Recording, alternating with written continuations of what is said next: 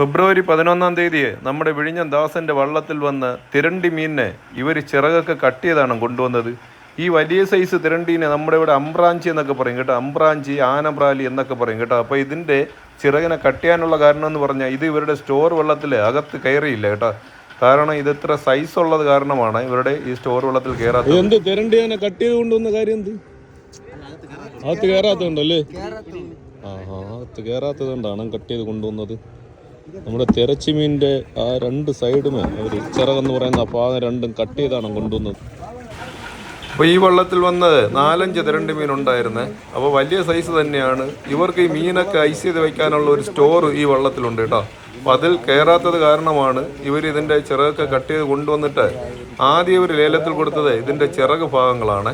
അതിനുശേഷം ഈ വലിയ അമ്പ്രാഞ്ചി ചിറക് മാറ്റി ബാക്കിയുള്ള സാധനം ലേലം ചെയ്തപ്പോഴത്തേക്കും വില കുറഞ്ഞു കേട്ടോ. വില കുറയാനായിട്ടുള്ള കാരണം എന്താണെന്ന് അറിയില്ല. പക്ഷേ ഇത് എടുക്കുന്ന പ്രധാന വ്യാപാരികളൊന്നും ഈ തിരണ്ടി മീൻ അവർ മോഹിച്ചെടുക്കാനായിട്ട് നിന്നില്ല. അപ്പോൾ ചെറിയ കച്ചവടക്കാരെ കൊണ്ട് കേട്ടോ അവരാണ് ഈ തിരണ്ടി മീൻ ലേലത്തിലെടുത്തത്. അപ്പോൾ ഞാൻ നേരത്തെ പറഞ്ഞതുപോലെ തന്നെയാണ് എല്ലാ സ്ഥലങ്ങളിലും ഇതിനെ അറിയപ്പെടുന്നതെന്ന് പറഞ്ഞാൽ തിരണ്ടി ഇല്ലാന്നുണ്ടെങ്കിൽ തിരച്ചി എന്ന് തന്നെയാണ്. പക്ഷെ നമ്മുടെ ഇവിടെ ഈ സൈസ് വലുതായത് കാരണമാണ് നമ്മുടെ ഇവിടെ അമ്പ്രാഞ്ചിയും അതുപോലെ ആനബ്രാലി എന്നൊക്കെ പറയുന്നത്. അപ്പോൾ അതിൻ്റെ ലേലം കൂടി നടക്കുകയാണ് കേട്ടോ. ഒരു സൈഡ് ചിറകില്ല കേട്ടോ ഈ തിരണ്ടിക്ക്.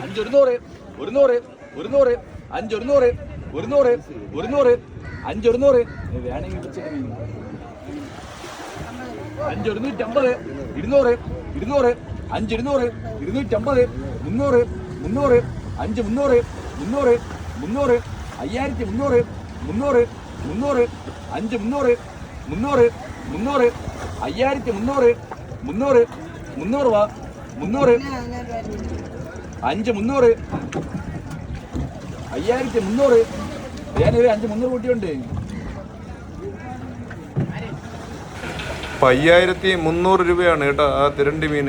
പക്ഷെ യഥാർത്ഥത്തിൽ ഇത് ആ ചിറകൊക്കെ വച്ചിട്ട് യഥാർത്ഥത്തിലുള്ള കമ്പനിക്കാരാണ് ഇതിനെ ലേലത്തിലെടുത്തെങ്കിൽ നല്ല വില പോകാനായിട്ട് സാധ്യതയുണ്ട് കേട്ടോ. നമ്മൾ ഇനിയും കാണാൻ പോകുന്നത് അതാണ്ട് ഈ കിടക്കുന്ന തിരണ്ടി മീനിൻ്റെ ആ 2 ചിറക് ഭാഗങ്ങൾ ലേലം വിളിക്കുന്ന ആ ഒരു കാഴ്ചയാണ് നമ്മൾ കാണാൻ പോകുന്നത്.